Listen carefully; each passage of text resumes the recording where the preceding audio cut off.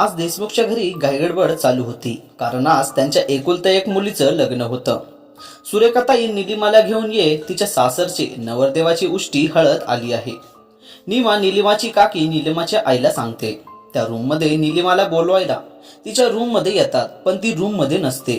त्या तिला सगळीकडे शोधतात, पण ती कुठेच सापडत नाही. त्यांना तिच्या ड्रेसिंग टेबलावरच्या आरशावर एक लेटर चिकटवलेले दिसते. त्या हातात लेटर घेऊन वाचू लागतात. ते लेटर वाचून त्यांना धक्का बसतो. त्या स्वतःला सावरत खाली येतात आणि मिस्टर देशमुखच्या हातात लेटर देतात. ते वाचू लागतात.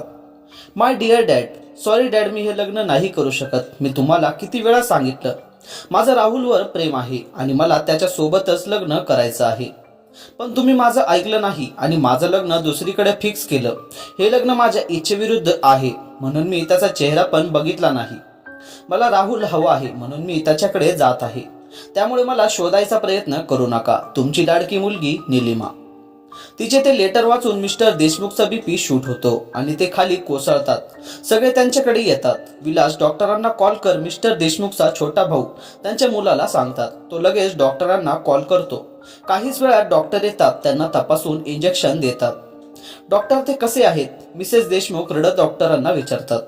बीपी शूट झाला होता त्यांना. आता कसलेच टेन्शन देऊ नका, नाहीतर त्यांना हार्ट अटॅक येऊ शकतो. त्यांची काळजी घ्या, त्यांना आनंदी ठेवा. डॉक्टर गोळ्यांची गोळ्या प्रिस्क्रिप्शन लिहून देतात. विलास डॉक्टरांना बाहेर सोडून तो गार्डला सांगून टॅबलेट्स मागून घेतो. जिथे लग्न कार्य होणार असते तिथे सध्या दुःखाचे सावट पसरले होते. मिस्टर देशमुख मुंबईतील एक प्रतिष्ठित व्यक्ती. त्यांचा हॉटेल्स आणि ज्वेलरी शॉपचा बिझनेस असतो. निलिमा ही त्यांची एकुलती एक मुलगी. मिस्टर देशमुखना 2 भाऊ असतात. ते सगळे मिळून सगळा बिझनेसचा पसारा सांभाळत असतात. त्यांच्या दोन्ही भावांना मुलेच असतात. निलिमा ही त्या घरातील एकुलती एक मुलगी होती, त्यामुळे ती सगळ्यांची लाडकी होती. कोणतीही गोष्ट तिने मागायच्या आधी तिच्या समोर हजर असायची. यामुळेच ती हट्टी झाली होती. ती कॉलेजमध्ये असताना राहुल नावाच्या मुलाच्या प्रेमात पडली होती.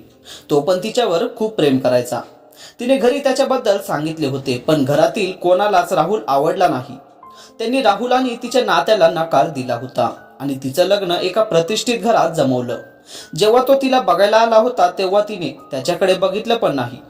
डॅडच्या जबरदस्तीमुळे तिने घर सोडून राहुलकडे जाण्याचा निर्णय घेतला होता. तिला ना राहुल बद्दल काही माहीत नव्हते, ना त्याचे घर. त्याने तिला स्वतःला बद्दल जास्त काही सांगितलेच नव्हते. ती त्याच्या प्रेमात एवढी आंधळी झाली होती की तिला स्वतःच्या मॉम डॅडचा पण विचार आला नाही. तिने त्याच्या मित्राकडून त्याचा पत्ता मिळवला होता आणि ती त्याला शोधण्यासाठी ती घराबाहेर पडली होती. पुणे निलिमा बसमधून उतरली. तिने आज पहिल्यांदा बसने प्रवास केला होता. ती जिथे जाईल तिथे गाडी नाही तर विमानाने प्रवास करत होती. ती बसमधून उतरताच राहुलचा कॉल करते, पण तो कॉल रिसीव्ह करत नाही. तिने स्टँडच्या बाहेर येऊन कॅब बुक करते. ती ड्रायव्हरला पत्ता सांगते. तिला घरच्या लोकांची आठवण येऊन रडू येऊ येते. जवळजवळ अर्धा तासाने ती त्या पत्त्यावर पोहोचते. ती त्याच्या लिफ्टने वर जाते आणि दाराची बेल वाजवते. तिला वाटतं राहुल दार उघडेल, म्हणून ती त्याला सरप्राईज देण्यासाठी ती लपून बसते. दार उघडतं तशी ती सरप्राईज म्हणत ती समोर येते, पण समोर दुसराच कोणीतरी उभा असतो. यस, कोण हवा आहे तुम्हाला? तो तिला खालून वरून न्याहाळत विचारतो. राहुल इथेच राहतो ना? ती घरात वाकून बघते. राहुल, तो तर गेला त्याच्या गावाकडे काकीनाडाला आणि कायमचा गेला. तो परत कधीच नाही येण्यासाठी. जाताना त्याचे सगळं सामान पण घेऊन गेला. ती ऐकून तिला धक्काच बसतो. तिला तोल जाणार तोच ती भिंतीचा आधार घेते. ओ मिस, तुम्ही ठीक आहेत ना? तो समोरचा मुलगा भीत तिला विचारतो. मी ठीक आहे. एक ग्लास पाणी मिळेल का प्लीज? ती त्याच्याकडे बघत बोलते. तो आत जाऊन तिच्यासाठी पाणी आणतो. ती गटागटा पाणी पिते. त्याच्या घराचा पत्ता मिळेल का? ती अडकळत त्याच्या मुलाला त्या पत्ता मागते. हो आहे ना. तो मुलगा एका कागदावर तिला पत्ता लिहून देतो. ती तो पत्ता घेऊन त्या बिल्डिंग बाहेर पडते. ती घड्याळात बघते तर संध्याकाळचे 6 वाजलेले असतात. ती एका कॅफेमध्ये जाऊन बसते आणि काकीनाडाला कसं जाता येईल याविषयी गुगलवर सर्च करत असते. ती फ्लाईटने किंवा ट्रेनने जाऊ शकत होती, पण तिने ट्रेनने जाणं पसंत केलं, कारण ती जर फ्लाईटने गेली असती तर पकडली गेली असती. तिने कधी ट्रेनने प्रवास केला नव्हता. तिला मुंबईवरून काकीनाडाला पोहोचायला 2 दिवस लागणार होते. ती ऑनलाईनवरून स्वतःसाठी एसी डब्यात बुकिंग करते. अजून तिच्या ट्रेनसाठी 6 तास वेळ असतो. आता तिला प्रश्न पडतो काय करावा, म्हणून ती शॉपिंग करण्यासाठी एक मॉलमध्ये जाते. ती स्वतःसाठी काही कपडे आणि शूज खरेदी करते. ती एका छोट्या रेस्टॉरंटमध्ये जेवण करण्यासाठी येते. ती जेवण करून ती एका हातात कॉफी घेऊन दुसऱ्या हाताने बॅग ओढत बाहेर जात असते की समोर येणाऱ्या व्यक्तीवर धडकते. ती त्याच्यावर चिडते. हे यू, समोर बघून चालता येत नाही का? ती त्याच्यावर चिडून बोलते. ती मान वर करून बघते तर तो एक 28 वर्षाचा तरुण असतो. तो तिच्याकडे एकटक बघत असतो. ती त्याला बोलत असते तरी तो काहीच रिॲक्ट करत नाही. तिला त्याचं असं बघणं कसं तरी वाटतं म्हणून ती त्याच्या पायावर जोरात पाय मारते. त्यामुळे तो भानावर येतो. हे यू आर मॅड, तो पाय धरून कळवळून बोलतो. चुकी तुझी आहे, मोबाईलमध्ये बघत चालत होतास. ती रागाने बोलते. मग तू तर समोर बघून चालत होतीस ना, मग तू बाजूला झाली असती तर काय बिघडले असते का? तो पण चिडून बोलतो. हे यू, आता मला वेळ नाही, नाहीतर सांगितलं असते. ती चिडून निघून जाते. मला पण वेळ नाही तुझ्याशी वाद घालायला. तो पण निघून जातो. ती स्टेशन जाण्यासाठी कॅब बुक करते. काहीच वेळात कॅब येते. ती कॅबमध्ये बसून निघून जाते. जवळजवळ ती तासाने स्टेशनवर पोहोचते. काही वेळात तिची ट्रेन प्लॅटफॉर्मवर येते. ती मोबाईलमध्ये बोगी नंबर आणि सीट नंबर चेक करते. तिला तिची बोगी भेटताच ती तिच्या सीटवर जाऊन बसते. अजून समोरच्या सीटवर कोणीच आलेले नसते. ती बॅगेतून बुक काढून वाचू लागते. ती बुक वाचण्यात एवढी गुंग असते की समोरच्या सीटवर फेकले गेलेल्या बॅगने ती दचकते आणि बुक मधून डोकं बाहेर काढून समोर बघते तर यू, ती रागाने उभी राहत बोलते. तोच असतो जो जिला कॅफेमध्ये धडकलेला असतो. ती रागाने त्याच्याकडे बघत असते पण तो परत तिच्याच हरवून जातो. तू माझा पाठलाग करत आहेस का? ती रागाने त्याच्या समोर बोट नाचवत बोलते. मी का तुझा पाठलाग करू? तू माझी गर्लफ्रेंड आहे का? माझी बायको, म्हणून मी तुझा पाठलाग करू म्हणून? तो पण ॲटिट्यूड दाखवत बोलतो. ओ गॉड, याच्यासोबत प्रवास करावा लागणार. नो वे, टीसी आले की मी सीट बदलून घेणार आहे. ती डोक्याला हात लावत सीटवर बसत बोलते. मला पण हौस नाही तुझ्यासोबत प्रवास करायची. तो चिडून बोलतो. तुझ्याशी वाद घालत बसण्यापेक्षा मी झोपते. ती ब्लँकेट तोंडावर ओढत बोलते. तिला ब्लँकेट ओढून झोपलेली बघून त्याला हसू येत. तो मोबाईल काढून काहीतरी टॅप करून मोबाईल ठेवून देतो. त्याला एक आयडिया सुचते. तो मोबाईल काढून त्यावर मोठ्याने गाणे लावतो. ओ मिस्टर, हे काय चालू आहे का? डिस्टर्ब करत आहेत तुम्ही, झोप येत आहे मला. ती चिडून बोलते. एका अटीवर, तुला माझ्याशी मैत्री करावी लागेल, कारण हा प्रवास एकट्याने करायला बोर होत आहे. तो तिच्या समोर मैत्रीसाठी हात करत बोलतो. सॉरी, मी अनोळखी लोकांसोबत मैत्री करत नाही. ती तोंड वाकडं करत बोलते. हाय, माझं नाव अक्षय आहे. मी मूळचा पुण्याचा, पण जॉबसाठी मी मुंबईत राहतो. माझं वय 28, उंची 6 foot, blood group A+, hobby cricket, dance आणि फुटबॉल. माझ्या घरी माझी आई, आजी, बाबा आणि एक छोटी बहीण आहे जी आता कॉलेजमध्ये शिकत आहे. तो हसत स्वतःची माहिती देतो. ती आश्चर्याने त्याच्याकडे बघत असते. बस का, अजून काही माहिती हवी आहे? मला वाटतं फ्रेंडशिप करण्यासाठी एवढी माहिती पुरी आहे. तो हसत बोलतो. ओके, पण माझ्या मैत्रीचा फायदा घ्यायचा नाही आणि प्रवास संपला की आपली मैत्री पण संपली. ती त्याच्यासमोर बोट नाचवत बोलतात. ओके डन, तो तिच्या समोर हात धरत बोलतो. ती तिच्या हातात मिळवत बोलतो. काही वेळ दोघे शांत असतात.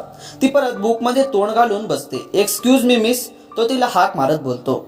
मिस निलिमा, ती त्याला त्या स्वतःचं नाव सांगते. This is not fair miss Nilima, तो नाराजीने बोलतो. आता काय झाले? ती वैतागून बोलते. मी तुम्हाला माझ्याबद्दल सगळं सांगितलं पण तुम्ही तुमच्याबद्दल काहीच सांगितलं नाही. तो नाराजीने बोलतो. मी निलिमा, नाशिकला असते. माझं एका मुलावर प्रेम आहे. माझे मॉम डॅड माझं लग्न जबरदस्तीने दुसऱ्या सोबत लावून देत होते, म्हणून मी घरातून पळून आले. इथे आल्यावर समजलं की माझा बॉयफ्रेंड त्याच्या गावाकडे काकीनाडाला निघून गेला आहे. मी त्याच्यासोबत लग्न करण्यासाठी तिथे जात आहे. ती स्वतःबद्दल सगळं सांगत असते. हो, तरी मला वाटलं दाल में कुछ काला है. तू घरातून पळून आले आहेस. डोंट वरी, मी तुला मदत करेन तुझा बॉयफ्रेंड पर्यंत तुला पोहोचायला. तो तिला आश्वासन देत बोलतो. थँक्स, पण मला त्याची गरज नाही. मी एकटी हँडल करू शकते.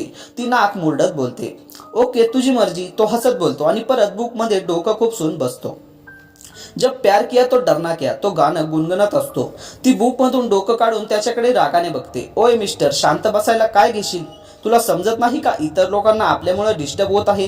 ती रागाने बोलते. मला वाटलं होतं एवढी छान कंपनी भेटली आहे तर प्रवास छान होईल, पण तू तर त्या बुकमधून डोकंच वर काढत नाही. तो तिला चिडवत बोलतो.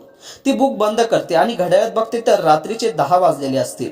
ओ गॉड, आता 10 वाजले आहेत. अजून 2 दिवस याच्यासोबत कसे काढायचे? ती डोक्याला हात लावत बोलते. ती बॅगमधून सँडविच काढून खाऊ लागते. तो पण स्वतःच्या बॅगमधून खाण्याचे सामान काढतो आणि खाऊ लागतो. तो एक पराठा तिच्या समोर धरतो. तू माझं जेवण शेअर करू शकतेस, तो टिफिन तिच्या समोर धरत बोलतो. सॉरी, त्याची काही गरज नाही. ती तोंड वाकडं करत बोलते. जशी तुझी मर्जी. तो परत जेवण चालू करतो. जेवण झाल्यावर ती झोपून जाते. मध्येच तिला जाग येते तर गाडी थांबलेली असते. ती घड्याळात बघते तर रात्रीचे 12:30 वाजलेले असतात. ती खिडकीतून बघितले तर गाडी सोलापूर स्टेशनवर उभी असते. ती पाणी पिण्यासाठी बॉटल हातात घेते तर ती रिकामी असते. ती बॉटल घेण्यासाठी स्टेशनवर उतरते आणि तिथल्या स्टोअर मध्ये जाते. ती बाटली घेते आणि त्याला 2000ची नोट देते. तो तिला सुट्टे पैसे देईपर्यंत गाडी हलते. ती त्याला घाईघाईने पैसे मागते पण तो लवकर पैसे देत नाही. ती पैसे न घेताच पळते पण तो तोपर्यंत खूप उशीर झालेला असतो. गाडी निघून गेलेली असते. ती तिथेच डोक्याला हात लावून बसते. ती आजूबाजूला बघते तर स्टेशनवर कोणी नसते. ती एका रिकाम्या बेंचवर बसते. ती खूप घाबरलेली असते. ती बॉटल मधील पाणी पिते. येणारे जाणारे लोक तिला विचित्र नजरेने बघत असतात. अचानक तिच्या खांद्यावर कोणीतरी हात ठेवतो. तशी ती दचकून मागे वळून बघते. तू तू इथे? तो अक्षय असतो. त्याला बघून तिच्या जीवात जीव येतो. ती उठून घाबरून त्याला मिठी मारते. बरं झालं तू आलास. माझी ट्रेन. ती घाबरलेली असल्याने तिला बोलायला पण येत नव्हते. शिव शांत हो, मी आहे ना. तो तिच्या डोक्यावरून हात फिरवत तिला शांत करतो. आपण अक्षयला मिठी मारली आहे हे तिच्या लक्षात येताच ती त्याच्यापासून बाजूला होते. पण तू तू इथे कसा काय? ती त्याच्याकडे बघत बोलते. अगं मला भूक लागली म्हणून मी काहीतरी खाण्यासाठी घ्यावं म्हणून उतरलो आणि ते तयार होईपर्यंत ट्रेन निघून गेली. मला माहित नव्हतं की तू पण खाली आली आहेस. तू का उतरली होतीस? तो रागाने तिच्याकडे बघून बोलतो. ते मी पाणी बॉटल घेण्यासाठी उतरले होते. ती रडत बोलते. तू ना एक नंबरची मूर्ख आहेस. अगं मला सांगायचं ना, अशी खाली का उतरलीस? वेळ बघितली का घड्याळात? नशीब मी इथे होतो म्हणून. नाही तर काय करणार होतीस? तो चिडून बोलतो. त्याच्या चिडण्याने ती जास्तच घाबरते. हे त्याच्या लक्षात येताच तो तिची माफी मागतो. सॉरी सॉरी, मला तुझी काळजी वाटत होती म्हणून तुझ्यावर ओरडलो. प्लीज तू रडू नकोस. तुला तुझ्या प्रेमापर्यंत सोडण्याची जबाबदारी माझी आहे. तो तिला शांत करत बोलतो. काही वेळाने ती शांत होते. तसं अक्षय स्टेशन मास्टरच्या केबिन मध्ये जाऊन पुढील ट्रेनची चौकशी करतो. तर पुढची ट्रेन उद्या दुपारी असते. तो निलिमाला सांगतो. तसं निलिमा डोक्याला हात लावून बसते. तो तिला हलवून भानावर आणतो. आता काय करायचं? निलिमा डोळ्यात पाणी आणून बोलत असते. मित्रांनो, बाकीची उर्वरित कथा पुढील भागात लवकरच सांगेल. तोपर्यंत जर तुम्हाला ही कथा आवडली असेल तर या व्हिडिओला लाईक आणि चॅनलला सबस्क्राईब नक्की करा. धन्यवाद.